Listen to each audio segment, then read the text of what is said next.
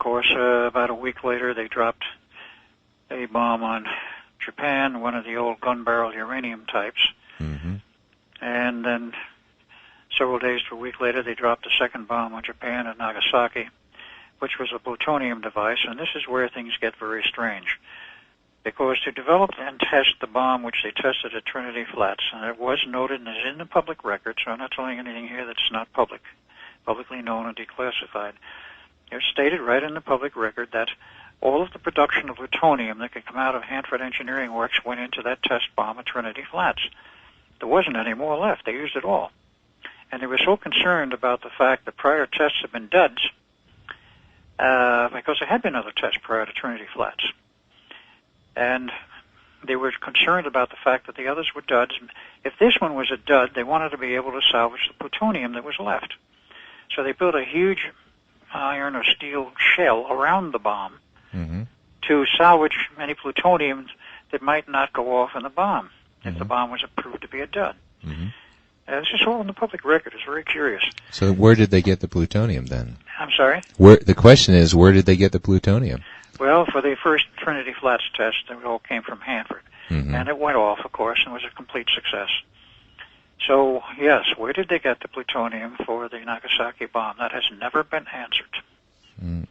Hanford couldn't grind enough out in a period of a month, or much less 3 weeks, to satisfy the requirements for the second plutonium bomb. Do you have any thoughts on where they might have gotten it? I know exactly where it came from. And it wasn't from that time. This involves another project, which eventually I became involved with, but that's much later. As Al Bielek? Time manipulation and time travel. Now that's going to shock a few folks. I'm sorry? That will shock a few folks. Yes, it would. We won World War II by virtue of the fact that we had solved time travel in 1938 due to an accidental discovery in 1936 in the U.S. The Germans were working on it also, and they had some kind of a working system before the war was over. There were a lot of rumors that they used it, but I've never seen anything that I would consider hard data, other than the fact that all the scientists in Germany came to the U.S. and went to Brookhaven National Laboratories to continue their research on one, time travel, and two, mind control. Well, this accidental discovery, was that by Dr. John von Neumann? Or? No, it was due to a very strange sequence of events. In 1935, a brand new carrier known as the USS Kearsarge was launched. I should say it was commissioned in 1935. I'm not sure exactly when it was launched. I have to go back in the records. But usually at that stage, they were nearly finished when they were launched for a carrier. And it was commissioned in 1935, and it began traveling around the world. And the earliest, some of the early ships, of course, were still coal-fired. In World War II prior period of 10 years, they still built some coal-fired. It was converted to oil before the war was over. And the Kearsarge has a strange history, but in that period around 1936, it was touring around the South Atlantic, just north of the coast of South America, in what could be considered the fringe area of the Bermuda Triangle. And whether or not the Navy knew anything about the, quote, Bermuda Triangle, unquote, at that time, I do not know. But in any case, they found or sensed, whether it's by sonar or what, I don't know, because the story was not complete as I read it. And this was I read up in the Black Vault in Los Alamos. They found a very strange crystal formation on the floor of the ocean, so they sent divers down to examine it. Standard hard hat divers. It wasn't very deep there. And they were looking at this thing. It appeared to be a single piece crystal of a very strange formation, very large. By large, I mean 20, 30 feet across. And so apparently a single piece. Wow. Of course, it excited their interest. What the hell is this thing? Nothing like this exists naturally. Well, it didn't. It wasn't natural. Finding the history of that out, of course, didn't happen until many, many years later. But in any case, while they're probing around down there, all of a sudden the USS Kearsarge disappears. It just goes boop, and it's gone. Wow. What happened to the divers, I'm not sure. I don't know if they went with it or not. I would assume they did, but I didn't read anything in there about divers' bodies being found later. So this and the ship was gone, and nobody could figure out what happened. All radio communications with it ceased, etc. Of course, they had modern radio, teletype, and all of that. This is a report that you were reading Yes. while you're at Los Alamos in That's the Black correct. Vaults? Okay. That's correct. And about 2 months later, it returned, essentially to the same area. Mm-hmm. Well, of course, they started communicating as normal. They would. They were descended upon by everybody in the Navy, practically. What happened, where were you, et cetera, et cetera. It seems like what happened, and they were told this where they went. They actually time traveled into the future. To what point, I don't know. And they were told there that they had activated one of the old Atlantean crystal bed sites, which the Atlantis and the Atlantean civilization had used for travel, not time travel, but for transportation of very large and very heavy payloads, such as, let's say, a barge full of cut granite. They were going to use for some monument or something. I'm just giving you an illustration. Something like a pyramid? And, if they wanted to use it for a pyramid, whatever. There is a pyramid underwater in that general area, about a little north of there. And they would place it over this area, excited with the proper electromagnetic frequencies, and the barge, whatever was there, would be instantly transported to another point on the planet where there was another crystal formation. They were all over the planet, and they used it for transporting very heavy loads with no power. That is, no power other than to excite the crystals. And they didn't have to haul them, taking all kinds of time. It was a beautiful transportation system. Well, of course, when Atlantis went down, lots of relics were left behind, including these. And it just happened, as they were told, you happen to hit the right combination of frequencies to turn this thing into a transport device into the future. So they told them how to calibrate it and how to get back to where they came from, which they did. And then, of course, there was furious research and cover-up in the Navy as to how do you use this thing. Have you ever met with any of the people who were on this ship when it disappeared? No, but I have met with one person who knew the whole story. And we discussed this at length. And we discussed at length the fact that after this technique was developed, it was put on other ships. It was put on the apparently on the USS Furioseth and quite a few ships, because they used them to go into the future to get hardware to come back and fight Hitler with, and apparently also Japan. So you attribute our success in World War II as to our ability to go into the future and get the necessary technology so that we could win the war. Exactly.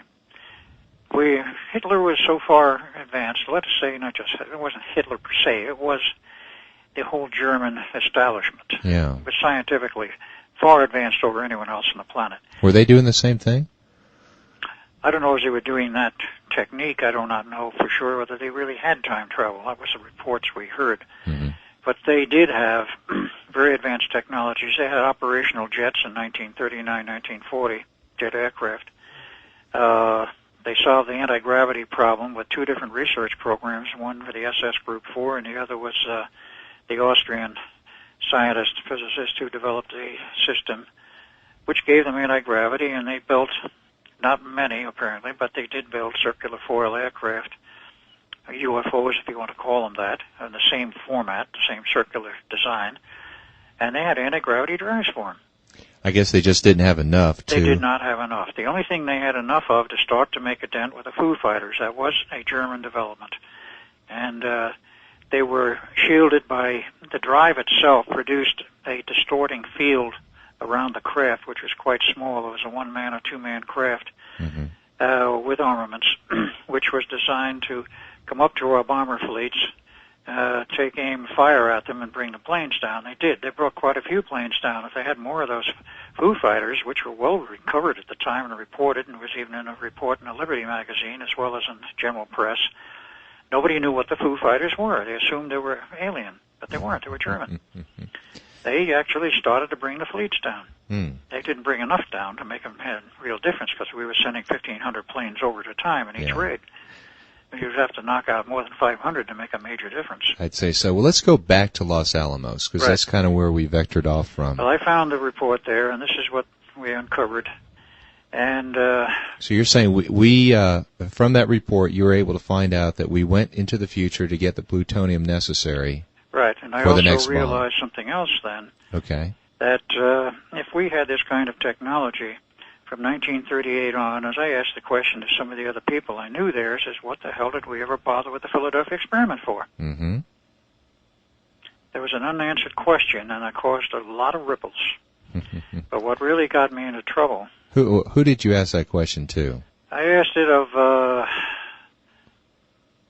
asked it of von Neumann. He could not come up with an answer on it because he was enmeshed in it completely himself. Mm-hmm. And I asked it of the lab director, Dr. What was his name? Is it Teller? Not Teller, no. I didn't talk with Teller on that. At that point, I was on the outs with Teller. Teller and I were having problems between us. Okay. The director of the labs was... well, it was a while ago. There was a well-known guy. Can't think of his name at the moment. But I asked him about it. He couldn't come up with any answers because he was totally unfamiliar with the whole thing. But I got back to the Navy in Washington, and they weren't happy about it, but they didn't do anything. So what finally happened was that I was at odds with Dr. Teller repeatedly because when the war was over, he immediately wanted to develop the hydrogen bomb. And he was blocked by the lab director, as well as I sided with the lab director that this is not something we need or should even bother to develop. Well, Teller didn't like that. And finally, I told Teller, I says, look, I've looked at your math and your equations. Your math is flawed. I says, you cannot predict the size of the yield on a fusion device. I said, on a fission device, there's no problem. I said, on a fusion device, you cannot predict the size of this thing, what's going to happen to it. And he was furious, madder than a wet hen. He had a bad temper to begin with. Mm-hmm. But I sort of made it worse. And eventually, he decided he had to get me out of there. And there was eventually a meeting held on the 3rd of July, 1947, about what to do about me, because he was so beside himself because of my continually picking at him and the fact that I insisted with the lab director this project should not go ahead, and the lab director had already decided it shouldn't. Right. They brought in 2 outside people to, shall we say, have a little meeting, a three-sided meeting. Mm-hmm. I don't know as I want this on the record as to who these 3 people were. It's your choice. In fact, I think it would be best to leave the 3 off, other than to say that Teller was principally involved. Mm-hmm. Teller is still alive. The second man, Dr. Vannevar Bush, who was a scientific advisor to the president, is dead, as I understand now, about 3-4 years. But he was involved in that. He would not cast a vote for my removal. Mm-hmm. Teller, of course, did, and so did Kissinger. He was the 3rd man. Henry Kissinger? Yes. Teller knew him quite well. What year was this, though? Hmm? What year was this, again? This was July 3rd, 1947. Oh. He keeps popping up in a lot of things. Oh, he's popped up in so many places you wouldn't believe it. Kissinger is now the director of MJ-12. And guess who was his assistant director? Dr. Edward Teller. I thought Dr. Edward Teller was dead a long time ago. No, Teller is very much alive. Hmm. Teller is still very much alive. He's in seclusion, so to speak. He still works at USC in Davis facility, I believe. And is sort of leading a life of, I would think more accurately, semi-retirement rather than full retirement. So Kissinger must have been a young man back then, though. Yes, essentially he was.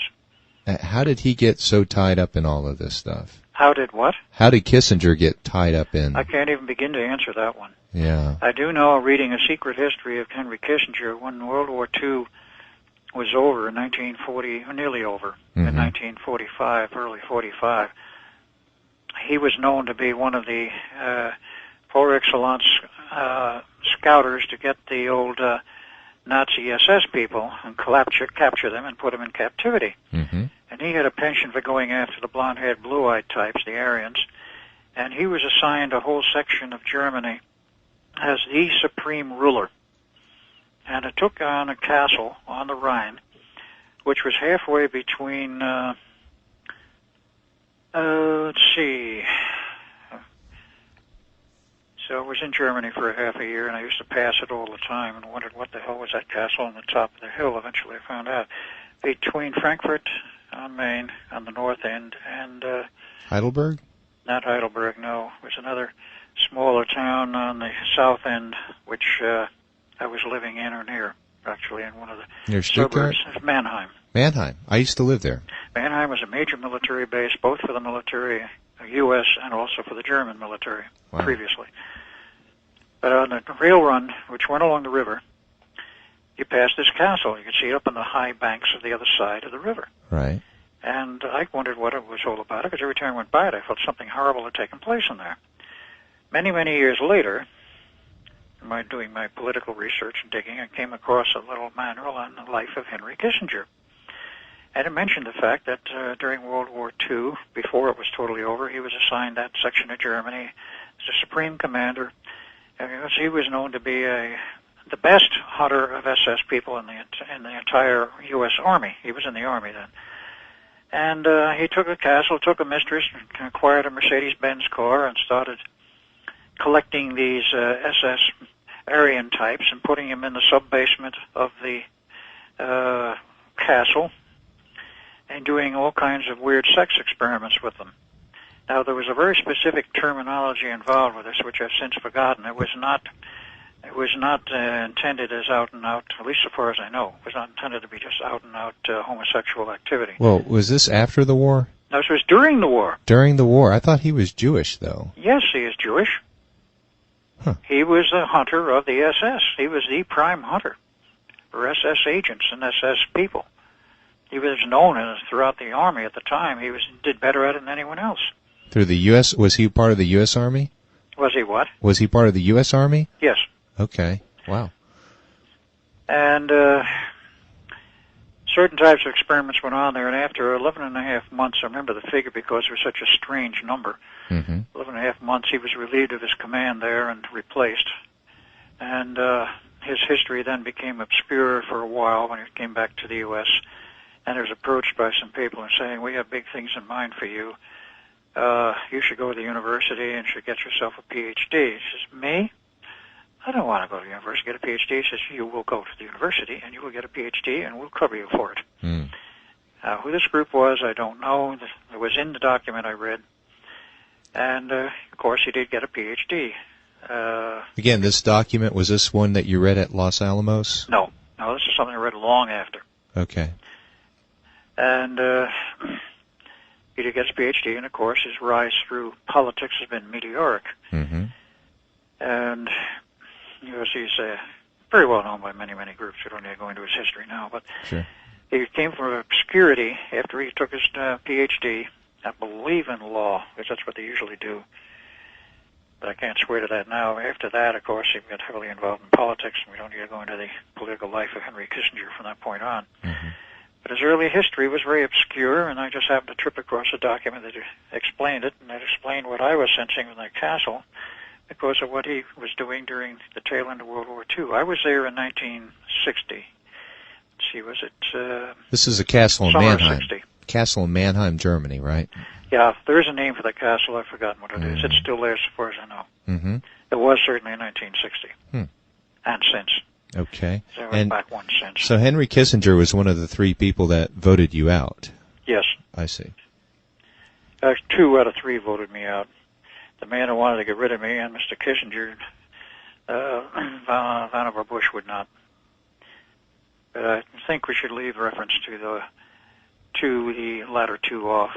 It's all right to talk about Teller wanted me out, and it was arranged for me to be removed. Okay, I can edit this here. And then, of course, I was on July 4th. Was at a picnic, it was a holiday, with my family, my wife and Jeff, in a little town adjacent to Los Alamos. And up drives a Navy bus. Some MPs get out, and they look at me and ask for formal identification. You are Captain Edward Cameron? That is correct. You're under arrest. I said, huh? I said, I'm sorry, you're under arrest. I said, and what is the charge? I said, espionage. I said, this is ridiculous. I said, I'm sorry, we have orders to bring you in. So they handcuffed me, and tearful goodbye on our wife and son. It was the last I saw them for years. I did see them once in 1952 after that, while I was still at Cameron. that's a little later story. So what year was this that you were arrested? 1947, Okay. July 4th. Wow. So I was down to the bus to the train across country to Washington, D.C. Expected a full court-martial. Mm-hmm. All charges were dropped, and the Navy said, we have another assignment for you. The charges were dropped. I said, now what the hell is this? And I was told not to ask too many questions, but I was given another assignment. It was to go out and work, or not work on, but be an observer to what was known as the Mach 1 project at that time at Edwards, what is now Edwards Air Force Base, was Muroc Dry Lake test bed in early 47. Seems like, most fathers, I mean, you had a family, you had a wife. I mean, most fathers would have protested and said, not no, but hell no. I'm not going to do this. You're not going to take Father never did anything about this. No, you. Oh, yeah, I did. I screamed bloody murder. Right, but how did they get you to cooperate? I can't even answer that one at this time, except there was perhaps some kind of mind manipulation, mind control, because that had been already applied more than once in my career. Shortly after I got in the Navy, but in the period around early 1940. That would be the only thing that would explain that. I'm sorry? That would be the only thing that would explain that. That's exactly correct. Yeah. No, I didn't jump up and down the way I should have. Mm-hmm. Anyway, I was moved down there to what is now Edwards as an official observer, and as I found out with a lot of research since in the last year, which I didn't have access to all the records, but somebody else did, there were 12 official observers on that project down there, 10 U.S., and 2 foreign ones, one Italian and one German. I think my phone is about to beep at me. This is the Mach 1 project, yes. Right? That was the one where Bell was involved with the XS-1 mm-hmm. to get it to fly faster than the speed of sound. Mm-hmm. So I was an observer on that. I met the crew. I met Chuck Yeager. I met Jack Ridley, who was the chief aeronautical engineer, and he and I became associated in a project later. Mm-hmm. And the test was fully successful on the 28th of October, 1947, which they got Mach 1.05, primarily because of Ridley. He had not only the background of engineering, he had a rather incredible insight. Because he had a bachelor's degree in physics and a master's in aeronautical engineering out of Caltech. And he got his Caltech degree while in the Army. He joined the Army. They transferred him to the Army Air Force. Eventually, of course, when the Air Force became a separate entity, he was in that. Right. So you were still, I guess, ripped away from everybody that you knew at that time. That's right. I was ripped away from everybody that knew me. Even Duncan? That's right. Duncan, of course, was long gone. That's because of what happened in the Philadelphia experiment. That's correct. We'll get into that later. Right. Okay. But you're still Ed Cameron at this time. That's right. Okay. Just to set the record straight. Now, the test was concluded. And of course, the Navy at that time started, from what I've read in a book on the subject, a project of their own. I was not part of it. The Air Force continued, of course, with additional work and projects. But the observers more or less scattered. But I stayed behind for a period of time there because the Navy didn't know still exactly what to do with me, and that was a good project to hide me on and to keep me busy doing something which was of value to the Navy, namely reporting the progress of this thing, the various phases, and of course because of that and perhaps other Navy reports, because there were a whole bevy of observers, decided to start a project of their own. Let's go back a little bit, and this brings up a question for me, okay. And that is, you commented earlier that the way we won World War II yes. was our ability to time travel and bring back technology. Right. Why in the world would we even bother at this time, many years ahead, to even worry about trying to invent some technology that got us to Mach 1 when we had the capability at that time to do it ourselves just by going into the future and getting it? Well, this was in the period of 1943, 44, 45. Mm-hmm. The Germans had a rocket engine craft ready to go into production. They held it up from 41 to late 44, early 45. ME-263, if I remember correctly. Mm-hmm. That's and correct. they had other craft, and even all of their facilities being bombed to oblivion on the surface, they still had everything functioning underground, all the underground factories and such. It was common knowledge in the high command, and Whitney Churchill was quoted later on this as having said it. He says, if we don't beat the Germans by the summer of 1945, they will win the war hands down. Now, this is where Germany already blasted the smithereens on the surface. Mm-hmm. They were building the V-2 rockets and launching them against England. They were working on a nuclear warhead. They already had a nuclear bomb nearly ready to go. They had actually, as I found from the records, they had actually a nuclear bomb. That is an atomic bomb, but they never used it. They were looking for a new type that they could put on a 4-engine supersonic jet bomber, which was to be built in July 45 to bomb New York and literally level New York. Right. They never got to do it because the incredible amount of effort was expended to knock Germany out of the war. And we helped the Russians. We gave them incredible quantities of military hardware. They would have lost it if it hadn't been for us. And Stalin acknowledged this after the war was over. Okay, well, I may be a little fuzzy on my dates, but did you leave Los Alamos after the bombing at Hiroshima or before? I remained in Los Alamos until 47. The bomb was dropped on Hiroshima in July, when was it? Sometime in July 45, and then Nagasaki a week later. Right. And then the war ended. And they, for a while, were not sure whether they would retain the labs or abandon them. Of course, they did retain them. Oh, yeah. But the directorship wanted them to go. It was then taken over, in essence, by University of California to run the labs sometime around 47. And Oppenheimer, who was the director, remained on until he was removed by Louis Strauss of the AEC, which was formed after the war was over. Is Oppenheimer the name of the person you were trying to remember earlier? Yeah, J. Robert Oppenheimer. Okay. And you knew him personally? Yes, quite well. Well, how would you characterize him? I would characterize him as scientifically very astute. He had a great deal of insight. And he was accused of having communist connections. Right. So far as I know, personally, at that time, he never did anything to aid the Russians during the war. His wife, however, was another matter. His wife was apparently an outright member of the Communist Party, and that was one of the problems that came down on his head because of his wife. And the war was over. He was accused, and I do not know if it was a fact, but he was accused of getting large amounts of processed uranium out of Canada to Russia to help them with their bomb. I do not know if that's a fact or not. That was the accusation made at his trial.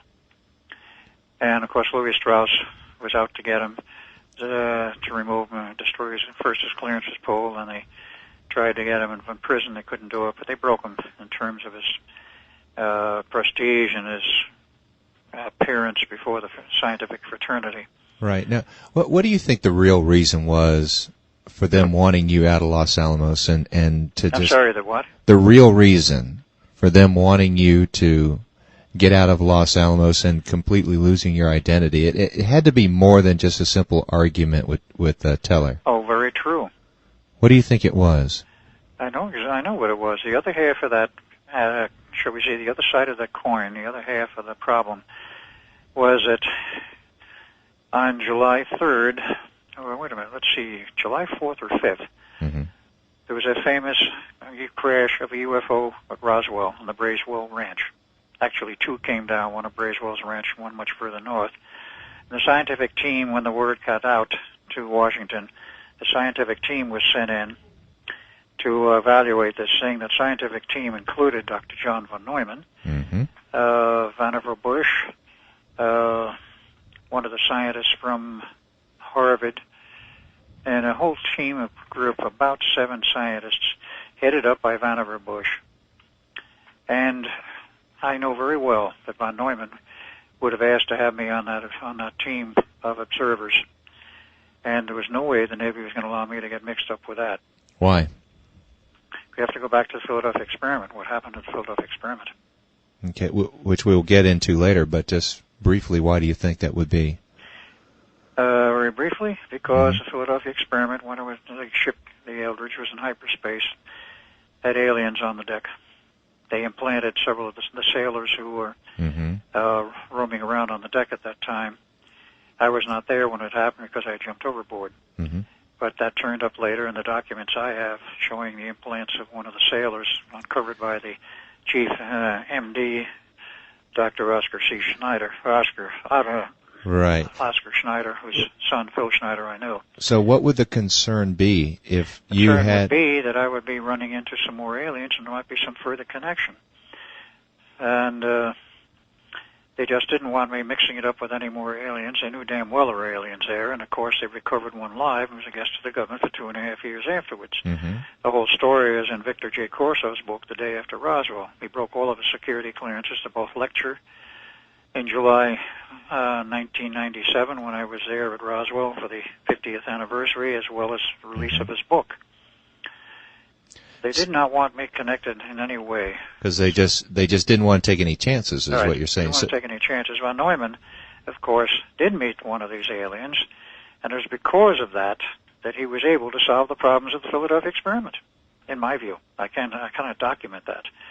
But I would say that is my view because aliens knew what the problem was. They knew much more about time and the variables involved than we did at that time. And these guests usually talked. The one that was left alive apparently was friendly, and most of them knew the Earth language, the principal language, which was English. I'm sure they've been monitoring our TV and radio for years. In any case... And they still decided to come here.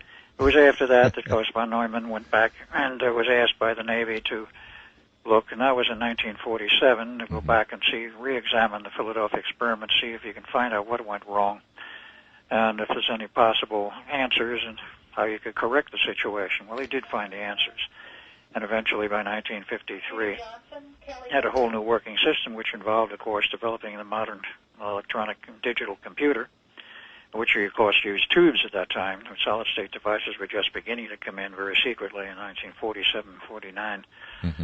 And he developed a new system involving a computer, which was installed on board a Navy carrier, the USS Midway.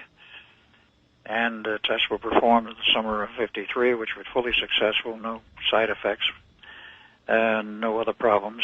And of course, from that design, it's gone on forward through many generations of redesign to the systems that we have today, which are much smaller, they're very low power, they don't produce side effects like they did on the original test because it was just too cotton-picking much power. Yeah. They were running megawatts of power, and the approach they used at that time, they needed it to make it work.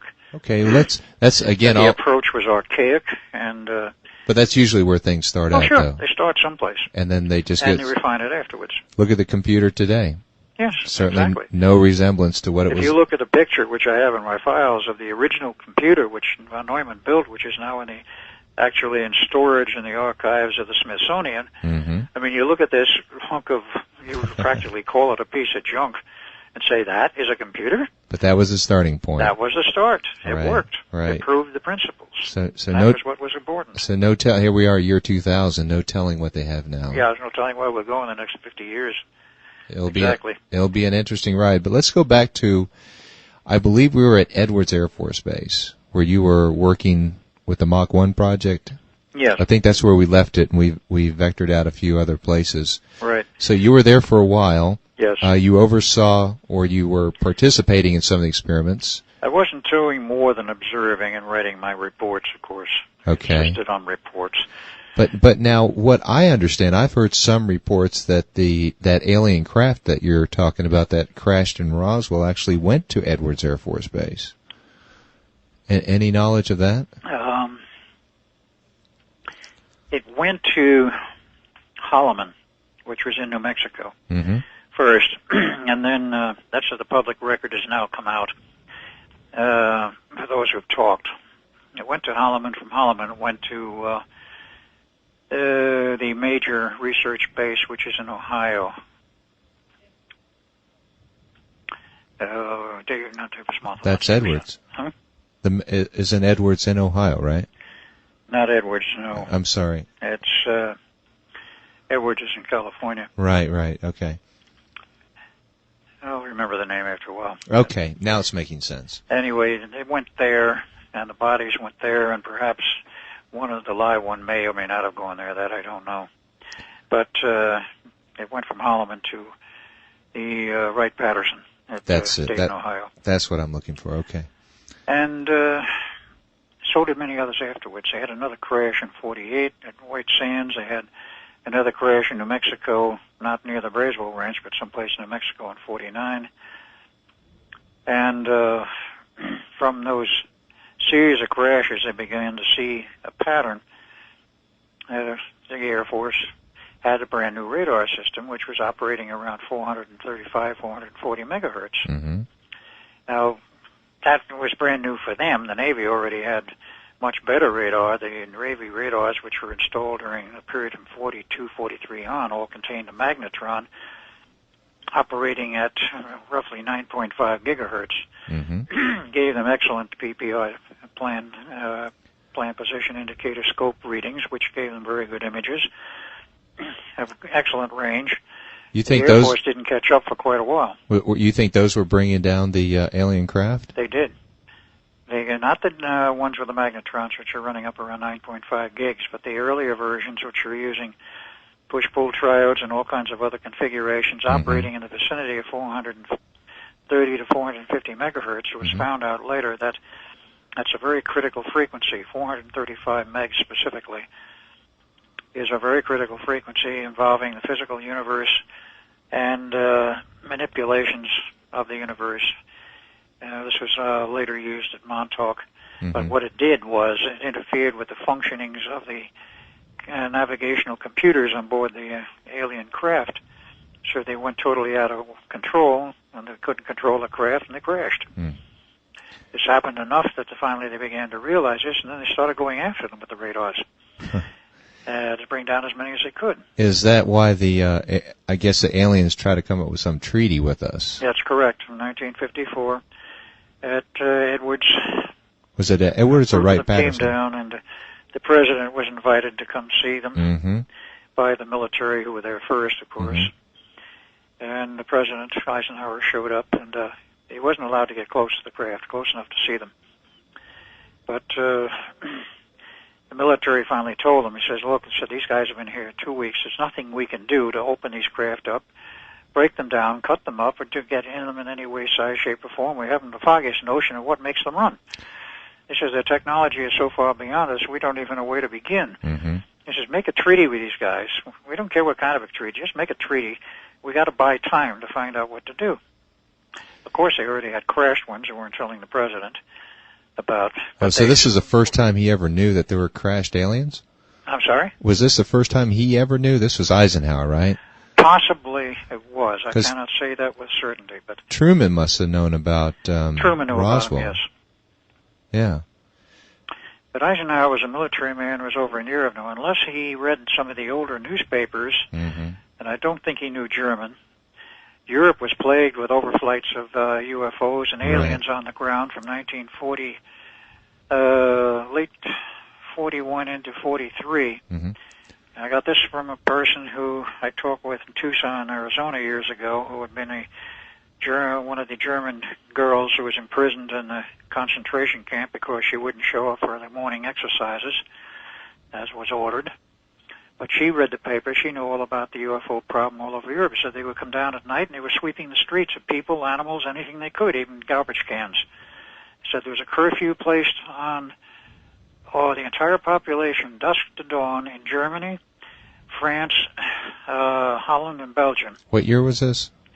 It started in 42 and went through to late 43. So when the war got really hot, all of it suddenly seemed to disappear under the rug. It wasn't reported anymore, and suddenly nobody seemed to be seeing any of these aliens anymore. I guess they didn't want to get involved in the middle of the war. But it's prior to the fact that the war got very hot and very heavy, mm-hmm.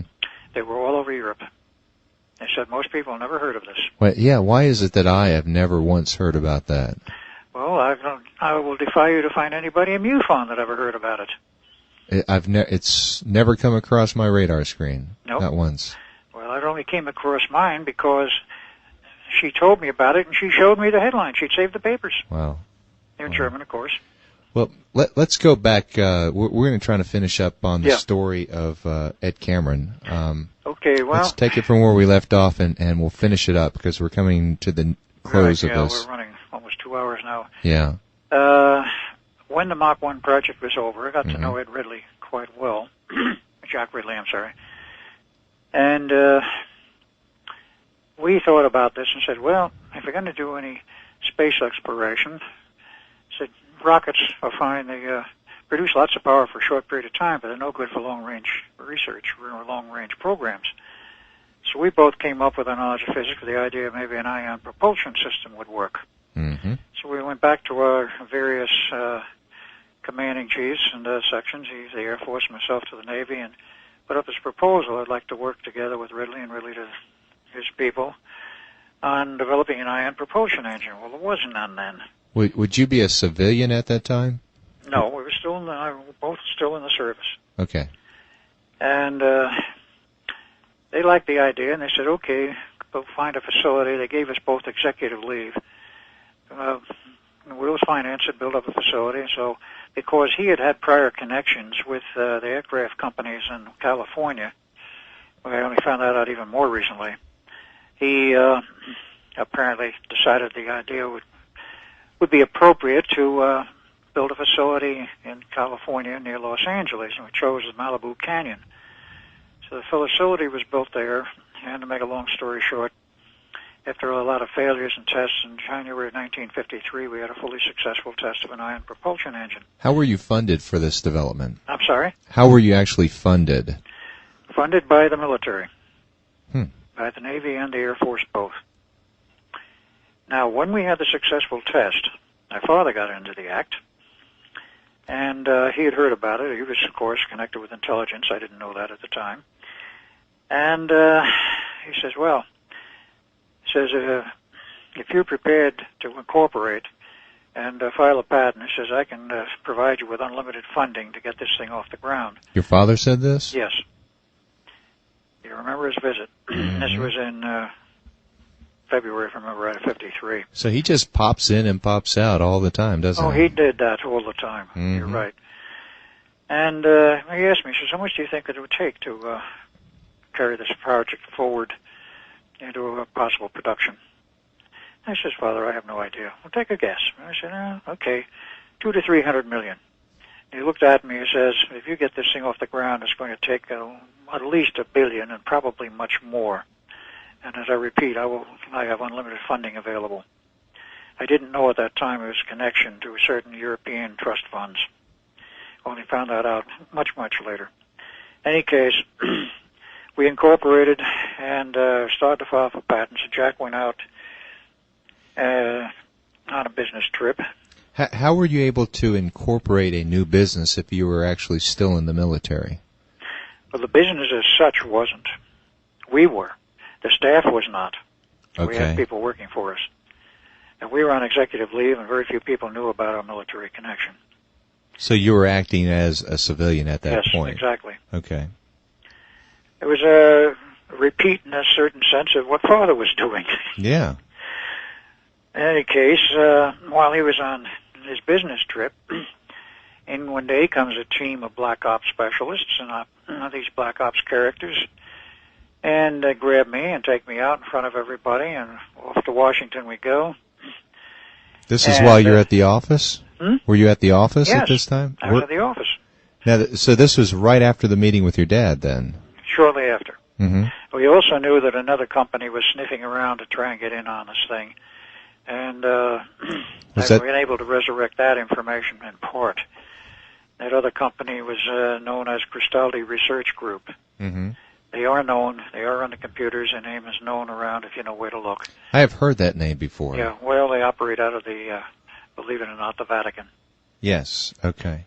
And they were interested in this technology. Right, they're interested in advanced technology. Okay, so and have unlimited money available to them also. So it sounds like that, there was one faction that was really supporting you. Yes, and there was another who wanted to take it over. Right. Now, in the background of that, before I disappeared, we got a response from Douglas Aircraft. Now, this is a classified project, but they heard all about it. Douglas Aircraft was ecstatic. They wanted to work with us. The Martin Aircraft on the East Coast was a rather gruff, no comment type of thing. Boeing hit the ceiling. They were up in arms. We figured they had one in the Skunk Works, and we beat them to it.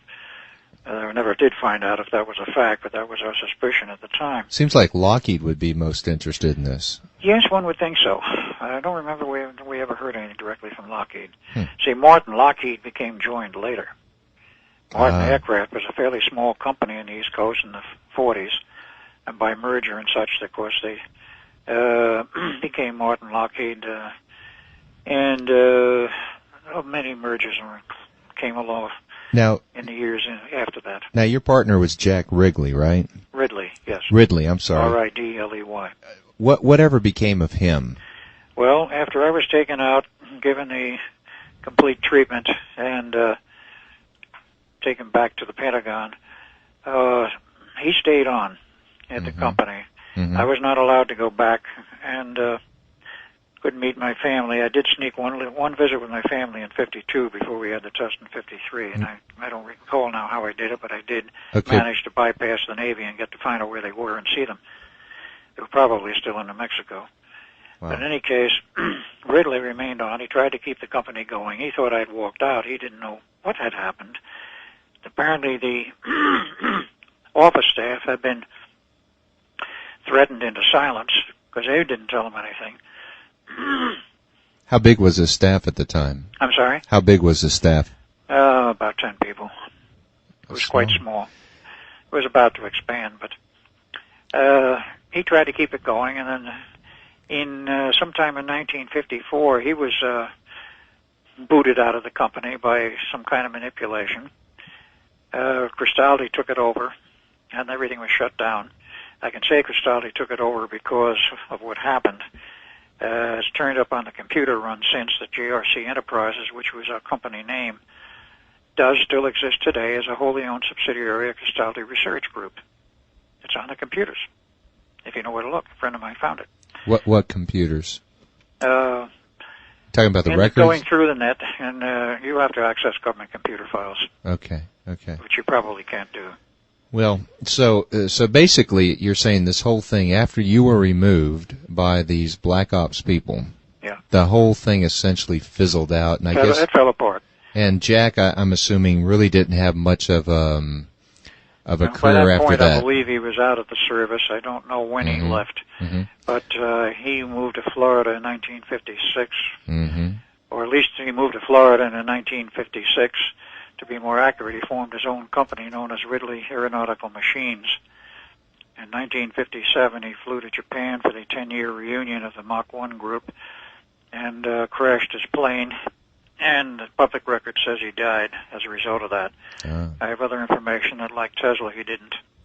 He remained alive for quite a few years after that. He was nursed back to health. He was severely injured. Yeah, the mystery continues. And, of course, I was returned to the Pentagon. Right, let's take it up there. So they removed you by force. Yes, to the Pentagon. How did they get you to the Pentagon?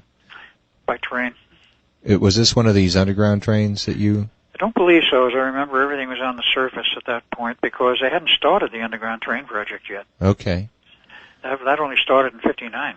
Okay, so are we in 47? 54.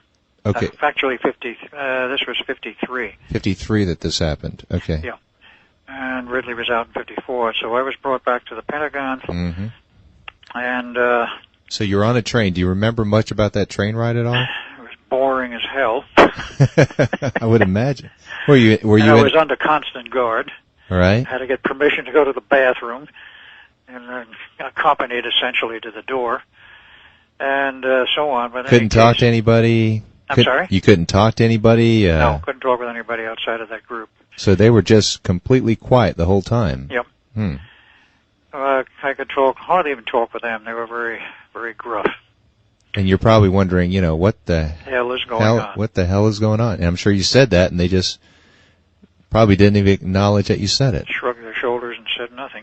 Okay. So I get back to the Pentagon, and I transferred to the CIA at Langley, and then from there I transferred to a CIA NSA facility in McLean, Virginia.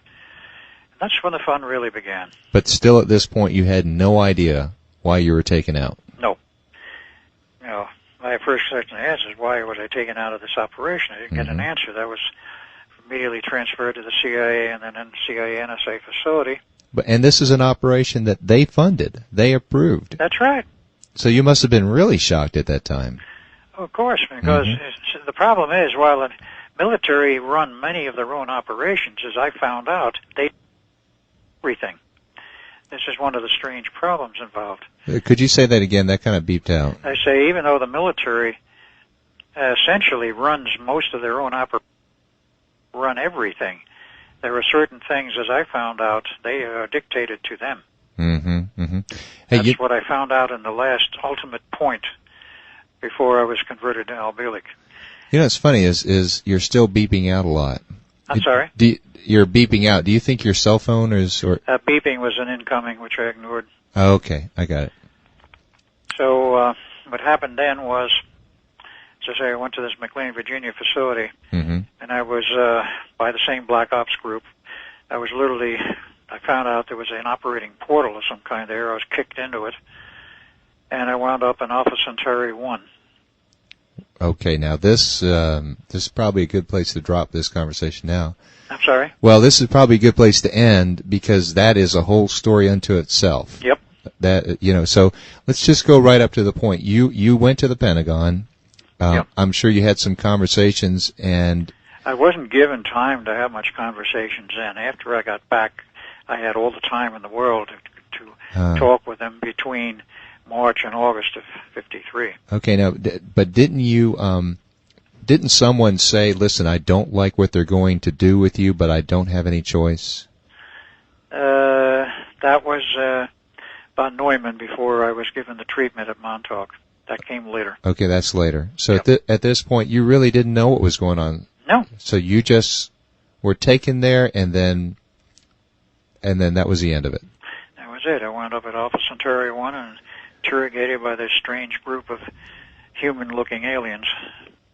And where exactly is Alpha Centaurian 1? Well, I'm not an astronomer, and if I recall correctly, it's one of the star systems. It's approximately 25 or 26 light years from here. It's not... I'm not even sure if it's in the Milky Way or not. I don't know. So somehow, and you probably don't know how, you were actually transported? Yeah, it was a dedicated portal. Was this in the Pentagon? No, this was in a CIA NSA facility. It was a joint facility. I've had it verified that the facility does exist at McLean, and I've even had it tentatively verified by somebody who says, quote, they've heard of that portal, but nobody ever comes back. Okay, and you're still Ed Cameron at this point. That's right. I'm still Ed Cameron. So you went there, and then boom, you're in Alpha Centaurian. Right. You're being interrogated by those people?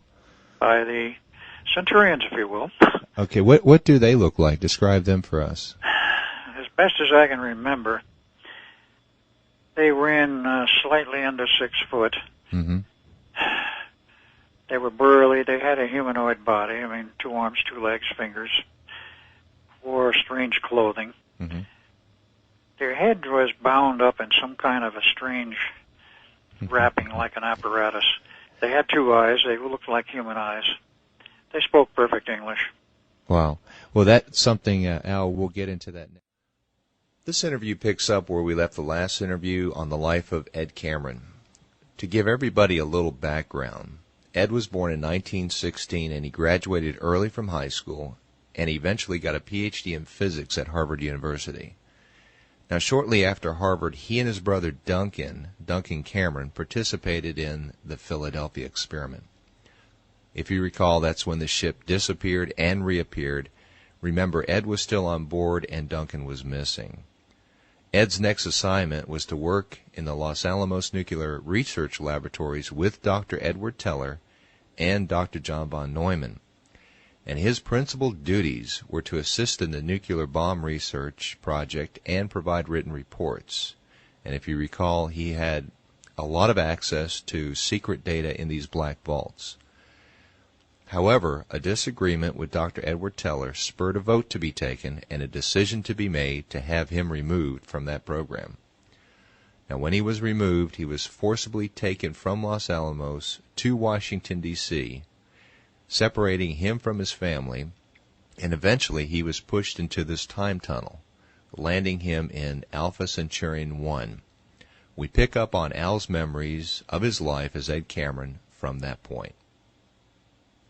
So I arrived there not knowing what was happening or why I was there or what had really happened. At this point I was not, shall we say, properly educated to portals and their capability for taking you and transporting you from point A to point B, which could be on the other side of the universe in almost zero time.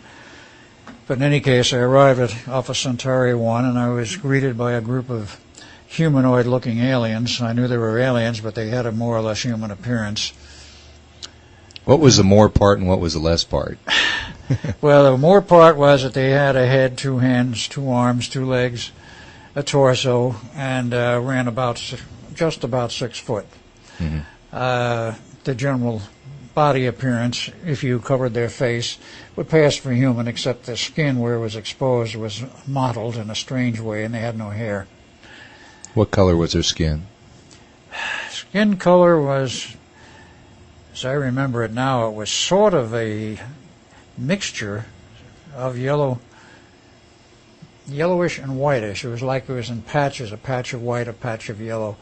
It wasn't smooth in terms of a smooth graduation of color. It was patchy. I can't explain it, but that's what I remember of it now, which is a few years after the fact. Yeah. How tall would you say they were? They're about 6 foot. They ran nearly the same, with slight variation, but they were all around 6 or a little bit under.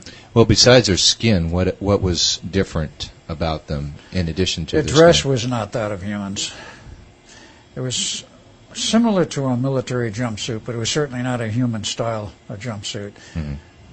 Dark, almost black, but not quite black, dark gray. Was it sort of what they wore? Was it sort of integrated into their body in a sense, almost like molded onto their body? It appeared to be like it was nearly molded. Right. It was very tight-fitting, obviously. The interesting thing was, of course, they greeted me, and we heard a lot about you and so forth, and put me a little bit at ease. But then they started to ask me questions. Well, who was I? What was I in? I told them about the service, Philadelphia experiment, so forth and so on. Well, yes, we know about that. And I was involved with the corporation, Ridley and JRC Enterprises. They didn't seem to be particularly interested in that. And they asked a lot of pointed questions, and I came up with answers, and I mentally was thinking, I don't know who the hell these guys are. I don't know what they want. I don't know where I am. I don't know what I'm doing here. But if I'm ever going to get out of here, I think I better answer their questions. Mm-hmm. It was sort of an intuitive feeling.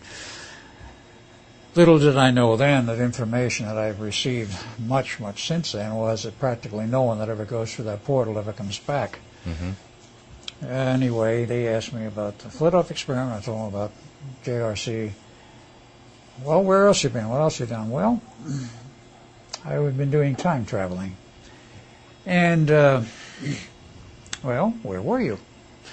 So I told them about the Philadelphia experiment and the fact when I jumped off the side with my brother that we wound up in a strange place. The year was 2137. And what we saw there, oh, what did you see there? Well, we wound up in a hospital. When we came to, we were in the hospital bed, and we remained in that hospital bed for almost a month. They told us we were recovering. They were helping us to recover from some severe radiation burns. Just radiation. They said, no, not nuclear. You were affected by some hard space radiation. And apparently they were very good at the medics, and the medical terminology unknown at the time, but the medical profession had advanced quite a bit. And Duncan and I recovered. So I told him about that and the fact that watching TV. Yes, there was TV, and so forth. And I finally asked them, well, where are we? What time is this? And they said it was 2137. Well, what's happened? So the Alpha Centaurians that you talked to were in the year 2137? No, they were not. They were not. I was describing what happened to me after I jumped off the Eldridge and went to the year 2137. Well, I thought you went to the year 1983, though. That was the last stop, not the first stop. Ah, this is the part that's missing. Okay. Yes. So the first stop was 2137. And both you and Duncan went there. We both went there. Okay. And we were both affected severely by the radiation situation. Little did we know about it, because at that point, in terms of human technology, who would ever traveled in space, through hyperspace, or taken a little trip like this, much less know what the dangers might be? We didn't know. Nobody knew. Neumann knew later, but that was, of course, after this trip. Mm-hmm. So, all right, what else happened there? I said, well, I told him about the fact that we saw the maps of the changes in the Earth's geography and the fact that civilization was being rebuilt and so on. Well, that's okay. They had some interest in it, but it was obviously they were not particularly interested in that. It gave me the impression that they already knew much of that part of Earth's history, but I found that peculiar because now again, I this had come from 1943, and I had just come there from 1983. Now, why would they not have an interest in 2137? Something to me didn't add up. Okay, now again, this time is 1953. Is that correct, that we're at? This was at 1953, correct. Right.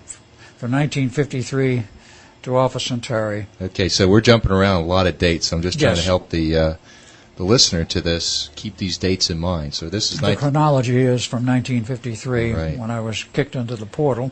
So you went from 43 to 2137. The 53 to 2137. For talking in terms of the Philadelphia experiment, yes, 1943 to 2137. Right. And I was there with Duncan approximately 6 weeks. Now, what happened, and as I told them, I said we learned a great deal about what had happened to Earth's history between the time of 1943 and 2137. They were moderately interested, but not especially interested. I said, but then something strange happened. I wasn't there anymore in the year 2137. I was alone without Duncan, and what I learned as time progressed, that I had been somehow pulled up into another era in the 28th century. Well, at that point, they got interested. Told them about the Wingmakers. And you told the people at Alpha Centauri about the Wingmakers. I told them what I knew about the Wingmakers. And they were very interested in those guys. They weren't just interested. They freaked out. They freaked out. They became absolutely upset that I had met the Wingmakers. Obviously, they knew something about them. Why do you think they became upset? That I do not know. Unless, my supposition at this point is that they realized they had the capability, because of their interactive time travel, to go back and change history. Change it so that they, Alpha Centauri, would be, shall we say, dealt out of the hand of history. So would you say that these guys from Alpha Centauri 1 were the bad guys, in a sense? Definitely.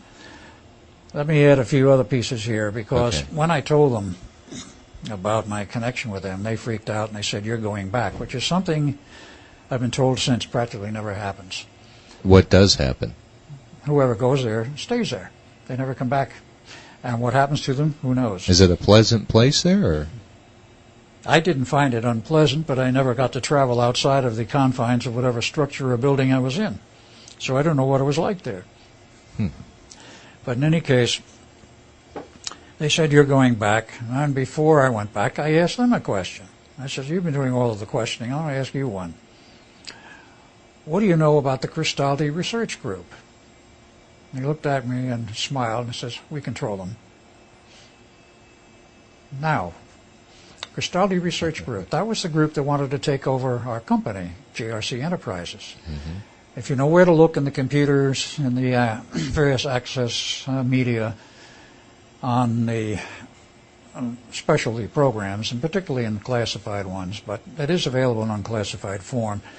Some things have turned up about the Cristaldi group and their connections in history, and there's one friend of mine who has since lost his right to all of the computer programs and research that he used to do.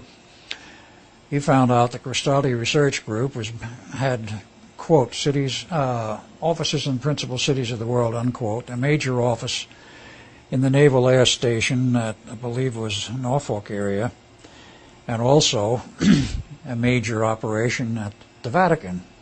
Yes, but at this time, how would you have known about the Cristaldi Research Group? I knew about the Cristaldi Group because of the fact that they were the ones that tried to take over, and probably did eventually take over our operation, because on the computer runs it showed that GRC Enterprises to this day still exists as a wholly owned subsidiary of Cristaldi Research Group. Yes, but would you have known that at this time? Because that happened after. See, you're saying you got pulled out, everything was going fine, you got pulled out by the Black Ops and then sent to Alpha Centauri. But we knew at that point about Cristaldi. How did you know about them at that time? Because our inquiries were being made to take over or buy our company. And I found out about that on the periphery. I didn't know much about Cristaldi at that point. And what I found out about Cristaldi since is Al Bielek, long since. Mm-hmm. But I did know enough to ask that question, and they said we control them. It didn't mean much of anything to me then. So they sent me back. And they only sent you back because you knew these wingmakers. As far as I can determine, that was what upset them and sent me back. This is going to be your own assumption, but why do you think they would send you back? It seems like by sending you back, it created another problem. Okay. A major problem. Because for the wingmakers or for them? For the Navy. They thought they were rid of me. Folks, this gets really complicated. Oh, yes, it gets very complicated. Script 1, Script 2, Script 3. In any case, I was back to the Pentagon. I had been stationed in the Pentagon since I was removed from Los Alamos in 1947. Well, let's go back. This portal that you got sent, what did it look like physically? It looked like a black hole inside of a building. In a essence, it was a black hole. Was it, if I looked at that wall over there, would it be, I'd see the wall, but the black hole was in the wall, and you just walked into it? Basically, you would say that. You would see a surface of the wall, but you would also see through the wall to where there was a orifice, if you will, a big tunnel. Call it a black hole because it looked like a black tunnel. I didn't see anything. It was not like Montauk, which comes later. But it was like there was a black hole there, and I literally was, quite literally, kicked into it, pushed into it. They just push you in there. Was there anybody managing or controlling this thing? I had no to your knowledge? Evidence, no knowledge of that. I did not see anybody else around it, just the people and the personnel that took me there, and only the Black Ops guys, and they pushed me into this thing. Now, obviously, there had to be somebody else, someplace controlling it in some manner, but I never saw anybody that would equate to that. Okay, when you're on Alpha Centaurian 1 and you come back, was it another black hole-like object that got you from there to here? Or how did you get from there to here? I assumed that they sent me back through the same black hole tunnel, but I can't say for sure. You don't recall? I do not recall. Okay.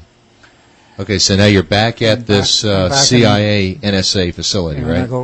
I'm sent back to the Pentagon. Taken back there by, I presume, CAA. It might have been NSA personnel. I don't know who. And I was told to report in the next day, so I did, and I had temporary living quarters there. So I reported in every day, and this went on and on and on. I was reporting into an office every day, and they had no assignment for me, nothing to do. So I, after a while, started getting a little bit edgy about this.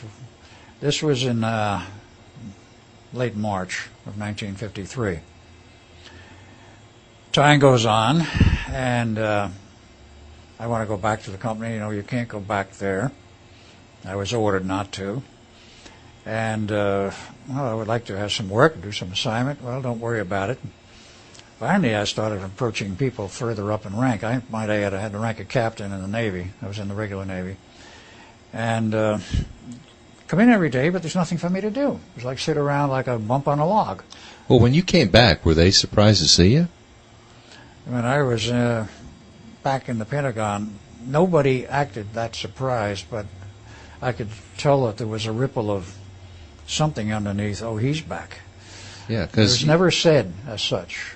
yeah, There was never any overt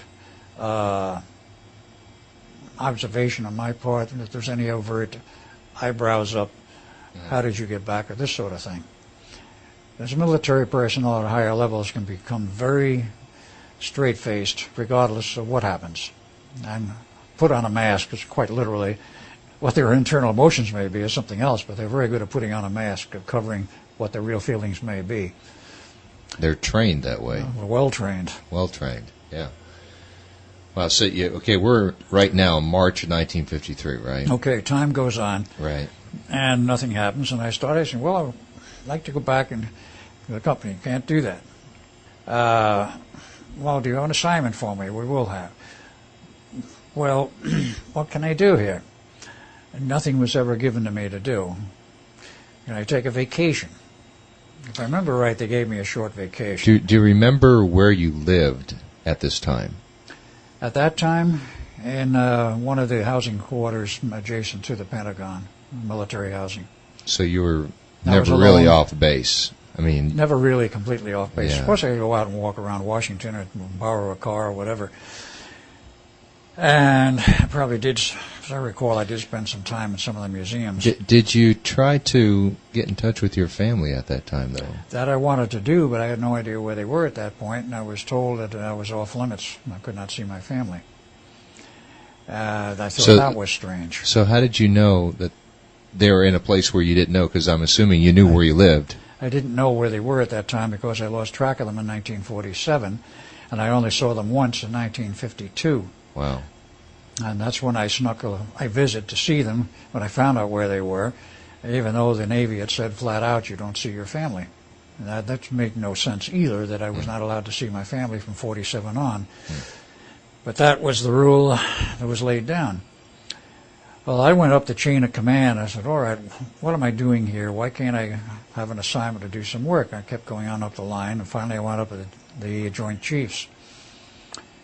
And they kept saying, we don't have anything for you to do. There's nothing to do right now.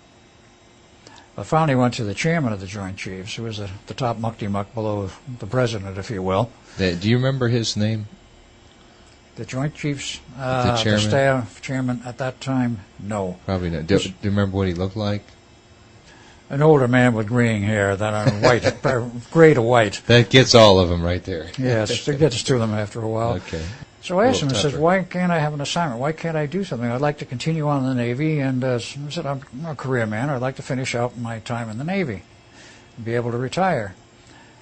And he just told me, almost with tears in his eyes, says, sir, there is nothing we can do. It is out of our hands, quote and unquote. Well, he didn't say sir as such, but he really virtually did. And I said, what do you mean it's out of your hands? He says, I can't answer you. It's out of our hands. Now, looking at the chart of organization of the military and the civilian groups and organizations today, and I can supply you with one of these charts, was current.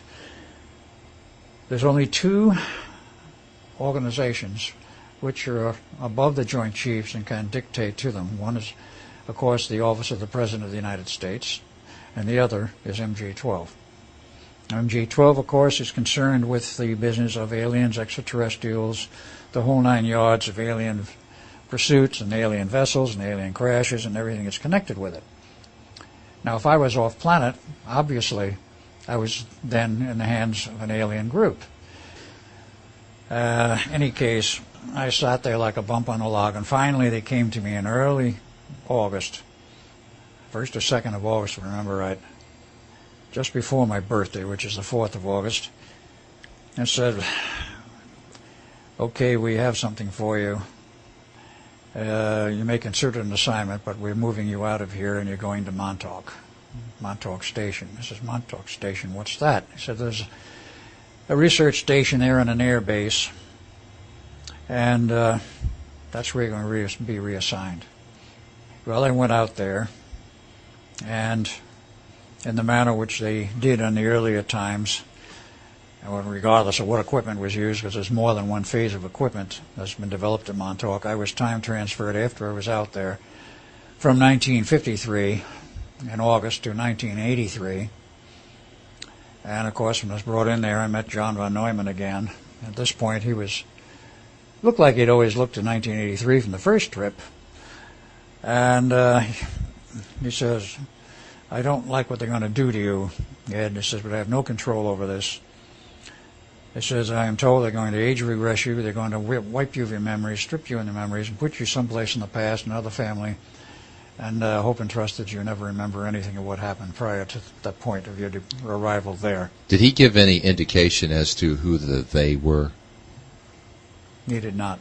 He gave no indication to me. Over all these years, have you been able to come up with any assumptions or clues as to who they might be? I can come up with an assumption at this point, within this year, and say it is probably the basic controlling group on this planet, which is attempting to coalesce the whole planet into a one world government. And that could be loosely called the Babylonian Brotherhood. They go back thousands of years. They have run in one phase or another, partially or almost completely, the planet's affairs, primarily financial and political. Are they off-planet or no? They're humanoids? on planet. They're humanoids. And I say humans and humanoids. I use the term advisedly because there's some evidence that they may be reptilians in human disguise, because there has been genetic engineering and manipulation that's going back a long ways, and it's not something new to our society. Even the Germans had it in the 30s.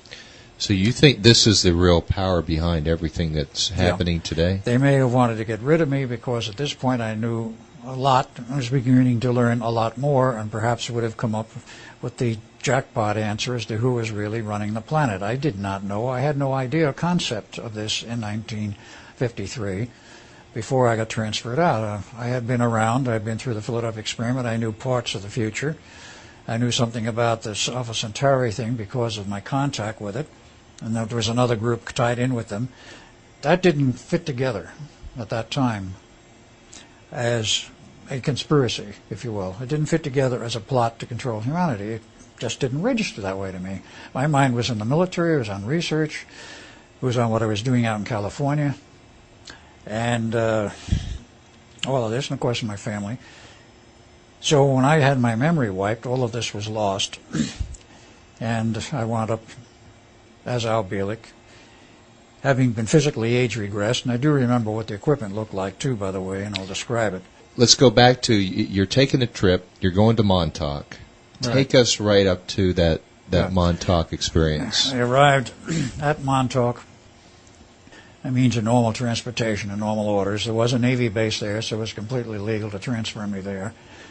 It's been there since approximately the beginning of the 20th century, 1900, 1901. I thought it was an Air Force base. There's a Navy base, an Army base, and an Air Force base.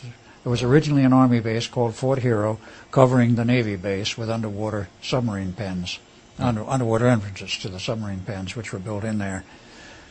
And then the Air Force came in 1949 approximately and established Montauk Air Force Station. That was for the SAGE radar system tests and all of that. But there was a military presence right up through 83 and beyond of all three services. And I was transferred there under the control of the Navy, and as von Neumann was told, they wanted to dump me into the past. Apparently this was all set up. And literally with strong-arm tactics and the point of a gun, I was taken into the room where the operation, if I may call it that, and I don't mean a surgical operation, was to take place.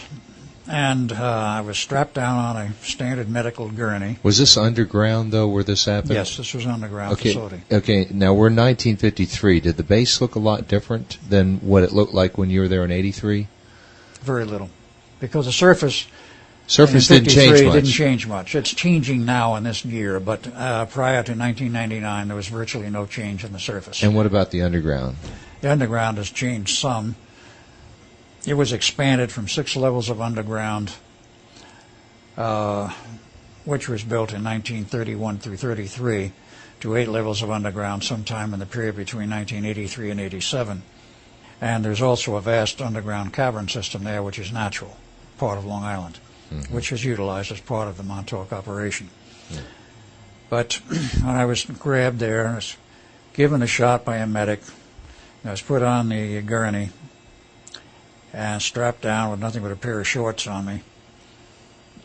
And Von Neumann was standing there, and then there was a second shot, which was to be given me. There was a medic coming up with his big hypo, and Von Neumann was watching the medic. The medic wasn't watching anyone but me, so Von Neumann very conveniently bumped into him and knocked the hypo out of his hand and went crashing on the floor and broke.